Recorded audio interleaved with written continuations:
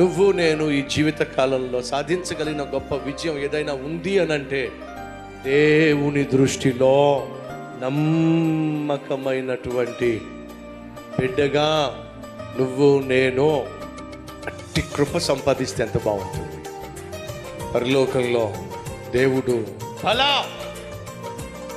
ఇప్పుడు చెప్పండి, అలా అందమైన సేవకుడా అంటాడు అనుకుంటారా?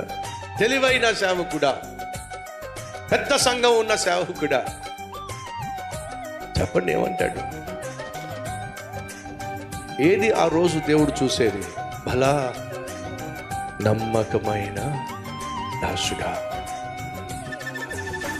పరలోకంలో నువ్వు నేను దేవుని ఎదుట నిలబడినప్పుడు ఆయనకు కావలసినటువంటి తత్వము, వ్యక్తిత్వము ఏంటో తెలుసా? నమ్మకత్వం. అది మనం ప్రాక్టీస్ చేస్తే బాగుంటుంది.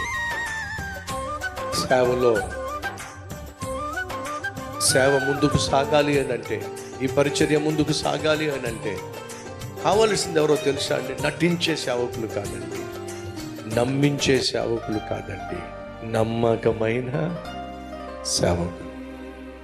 నటించే వాళ్ళు సులభంగా దొరికిపోతారు, నమ్మించే ప్రయత్నం చేసేవాళ్ళు కూడా దొరికిపోతారు.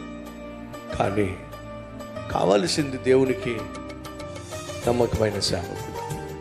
ఒక కుటుంబం కట్టబడాలంటే నమ్మకమైన యజమాని ఉండాలి, నమ్మకమైన భర్త ఉండాలి. బిడ్డల జీవితాలు బాగుండాలంటే నమ్మకమైన తల్లి ఉండాలి, భార్య ఉండాలి. నమ్మకమైన భార్య భర్త ఉన్న కుటుంబం కట్టబడుతుంది. ఎవరిని నమ్మకపోయినా కుటుంబం కుప్పగూలిపోతుంది. ఎందుకని కుటుంబం కట్టబడేదే నమ్మకమైన